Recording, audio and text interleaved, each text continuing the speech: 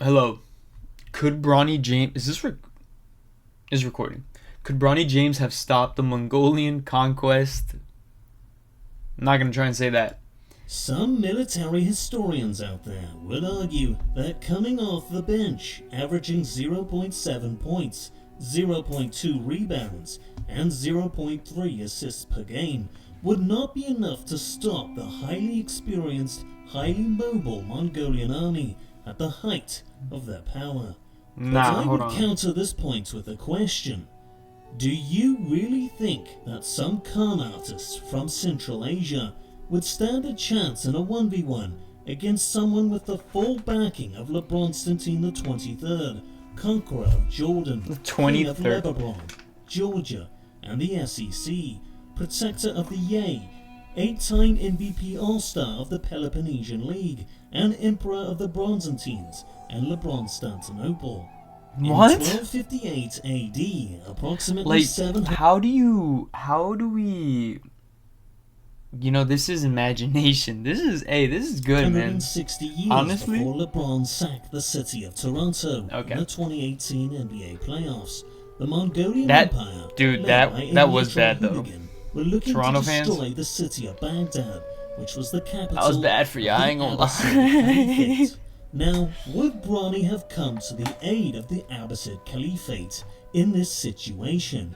Well, if there's one thing we know about this King James version of history, it's that the LeBrons love signing record deals in Cali. Plus, with defending the modern-day region of Iran, Iraq, and iPhone, there could potentially be a Okay, no, reward now deal with I'm Ripple, lost. similar to what Lionel Messi got when he signed with the MLS. So now that we know Bronny James would have defended the ancient city of Baghdad against the Mongols, how would he have matched up against their army? And ultimately, I think this is a matchup Dude, what? that heavily favors Bronny James. And here's why.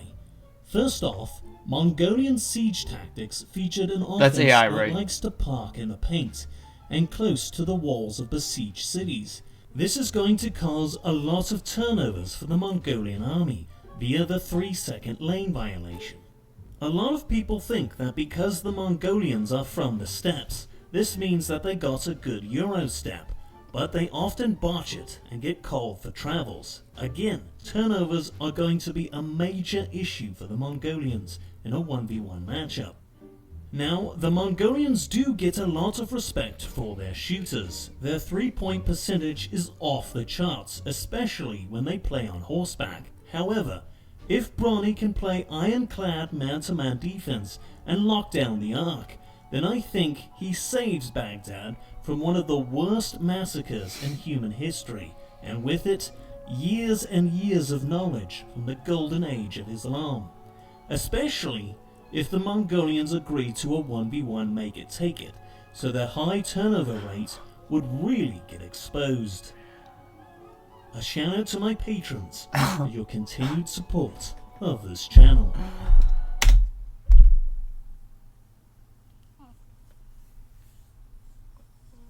Like, he almost lost me right there at the end with, like, the not that any of that made sense, because if any of that made sense, then that would mean you'd have to be on, like, his kind of level, you know what I mean?